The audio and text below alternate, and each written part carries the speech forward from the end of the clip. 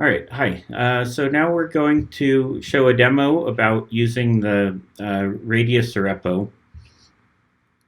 And here we are on the Sirepo.com website, and we're going to go to supported codes and select Radia here.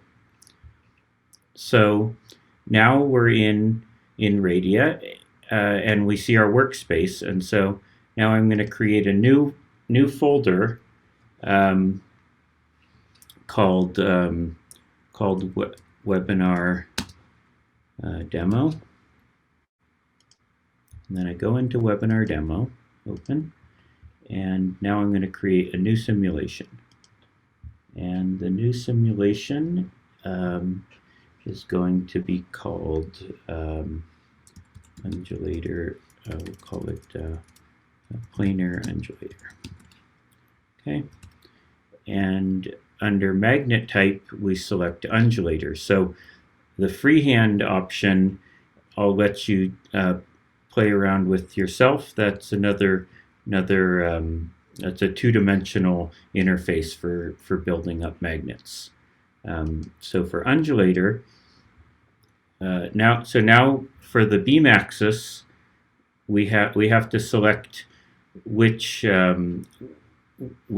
direction is going to be for the beam. And if you mouse over the eye here, you get additional information. It says the beam will travel along this axis used when exporting fields. So we save changes, and now we're in the demo. Now we're in the software. So there's already some default values that have been created, and so we're going to see. You see right here that there's already an undulator, in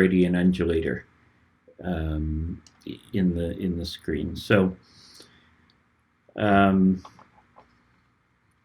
let's see. So we want to. So the magnet viewer shows you the three-dimensional view of the undulator. You can click on this cube here, and it goes back to the default position.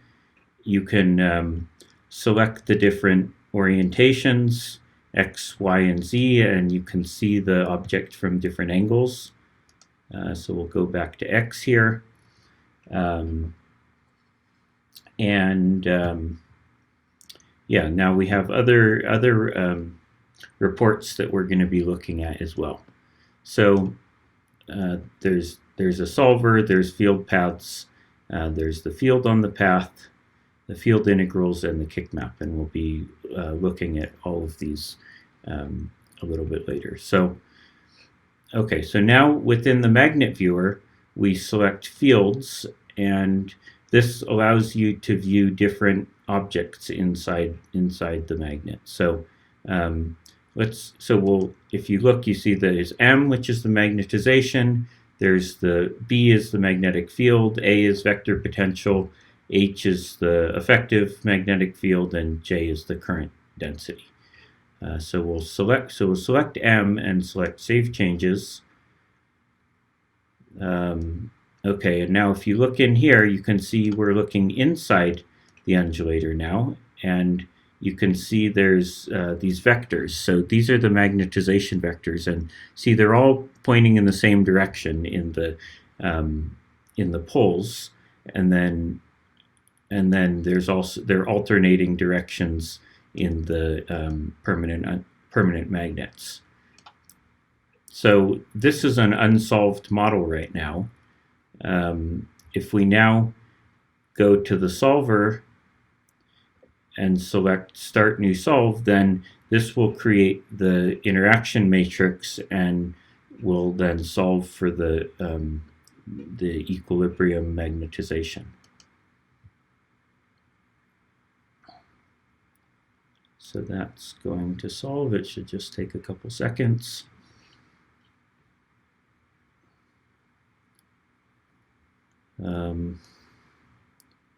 Okay, so now you can see it's been solved, and if you look now, the magnetization vectors actually alternate from pole to pole, and they've changed values as well in the permanent magnet.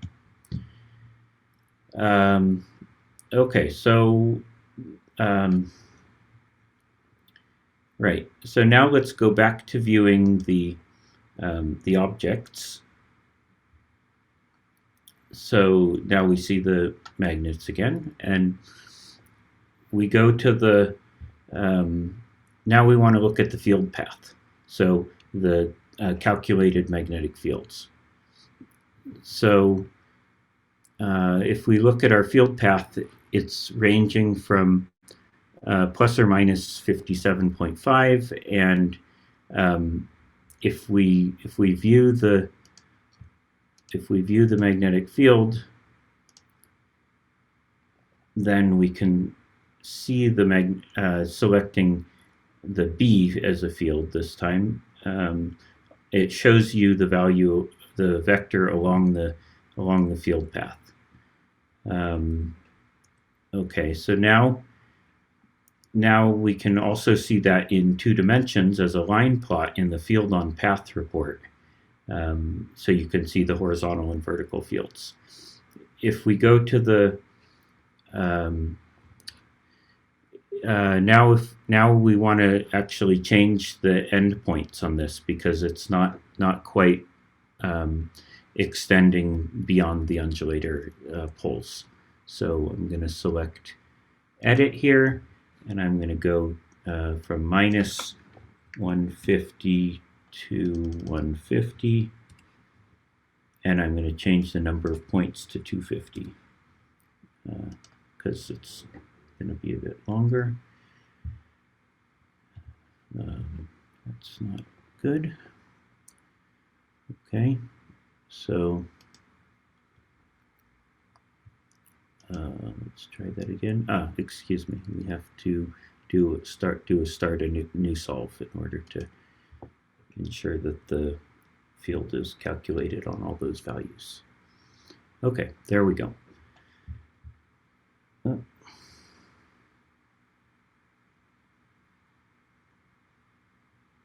All right, so now you can see it's nicely dropping off to 0. Okay, so next what we're going to do is I'm going to go back to objects, view the undulator, and we're going to go into the design tab and change some of these parameters. So the gap so now we see all of the different parameters for the undulator that we can change. So the gap is 20. I'm going to change that to 25. Number of periods is 2. I'm going to change that to 20. And we're at 46 millimeter period, so you could call this a U46 undulator. And the gap axis tells you what direction it is. So we could select horizontal or vertical, and we'll keep it as a vertical undulator. Okay, so we save changes. Now I'm going to go back to the visualization.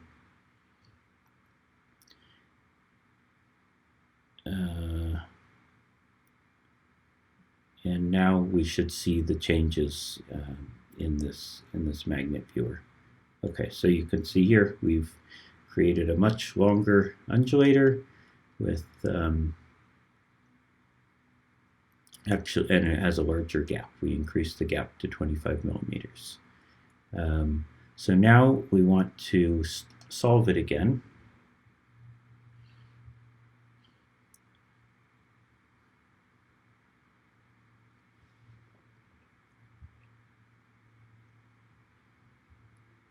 Okay, so that did the solving, and now if we look at the field on the path, it looks good, but it's not long enough. So now we need to extend that path again.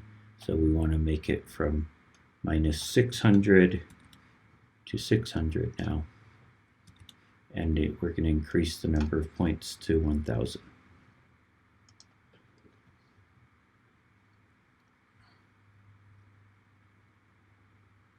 Now we wait a little bit as it calculates those field values, and here we go. So we now have the field all the way along the undulator, and we have the 20 period. So this is a more realistic, typical undulator case now. So what I'm going to show you next is how we would export this into the SRW code to see what kind of radiation you get out of this undulator. So, all right, so I'm going to, so under the field paths report, we select the this download button, and now this is the field B we want, and export, we're going to choose SRW. And now the magnetic gap, we need to change to 25 millimeters.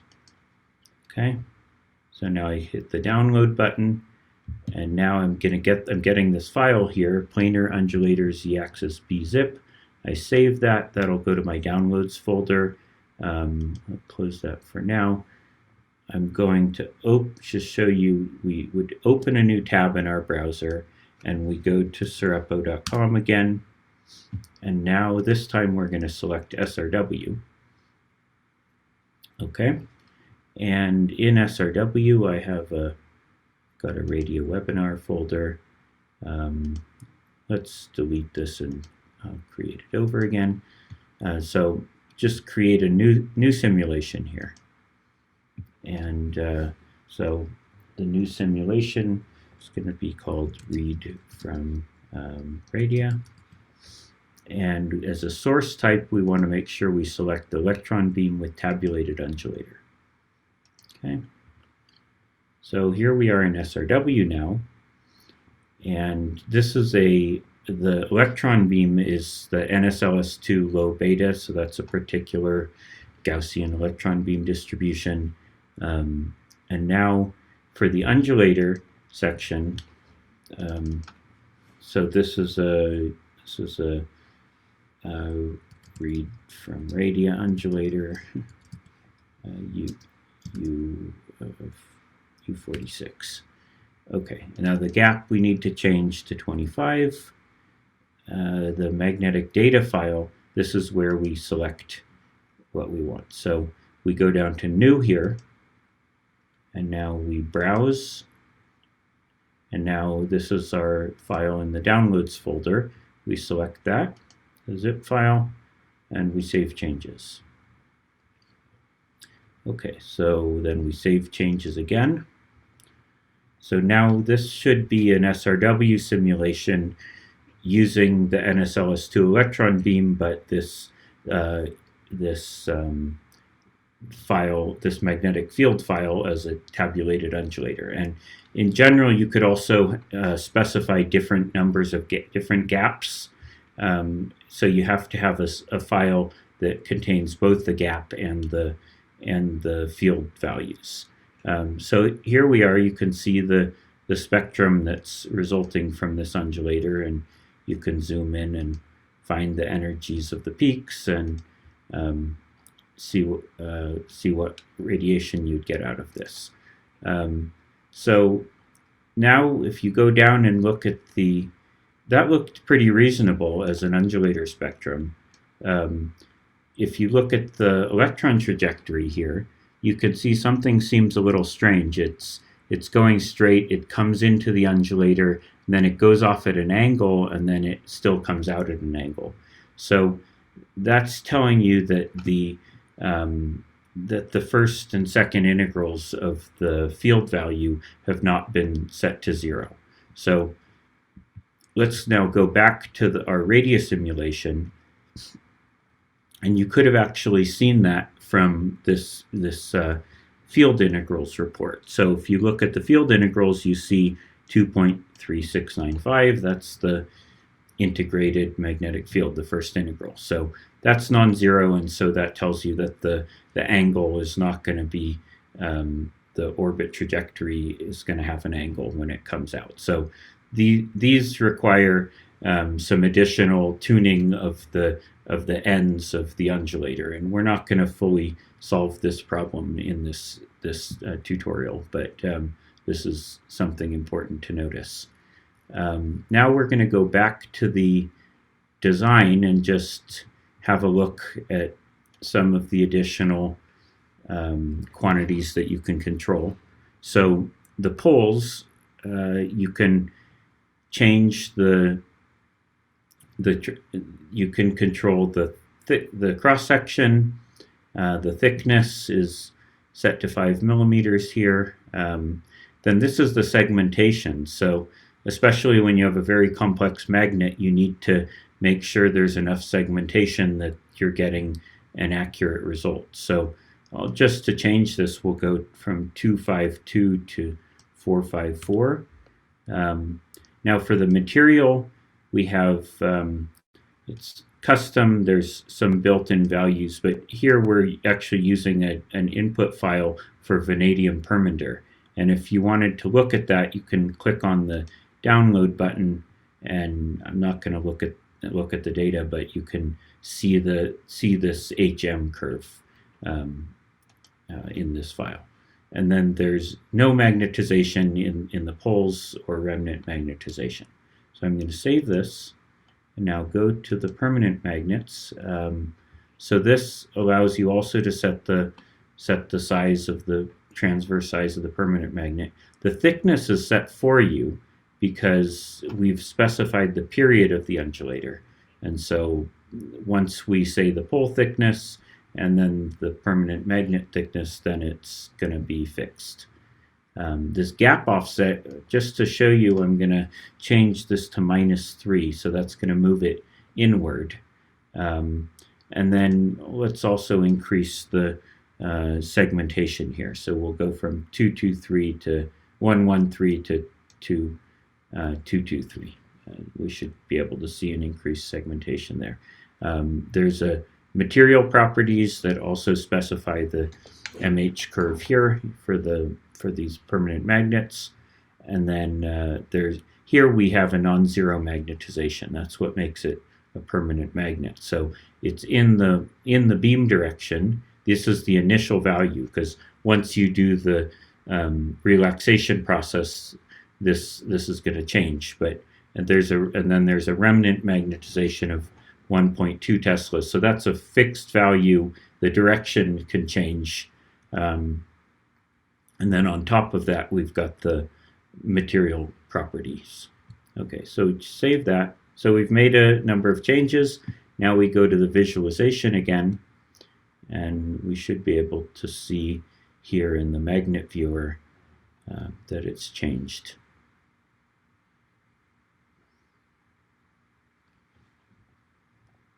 So here we go. So this is, so if you look at, you can see now that the both the blue and these pink magnets have increased their segmentation. So you can look from the side and from different angles and make sure it did what you wanted. You can see now that these permanent magnets are in a little ways, so that was what the gap offset did. So we've made these changes, and now if you look at the, we'll do a start new solve just to get the interaction matrix and the field values along the path.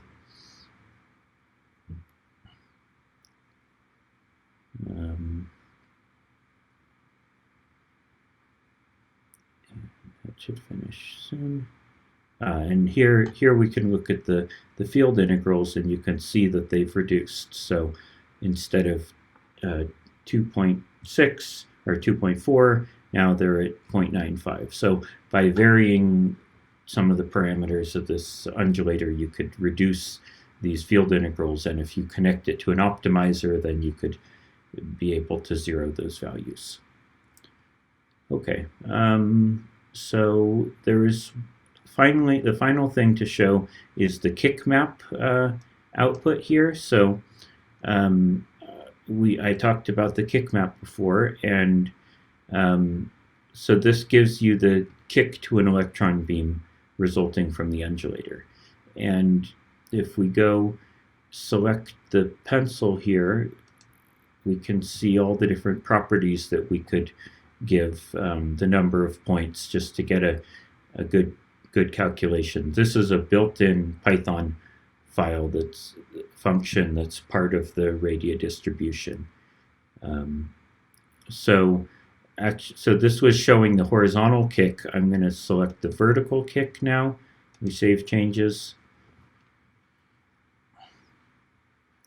This will recalculate this kick map.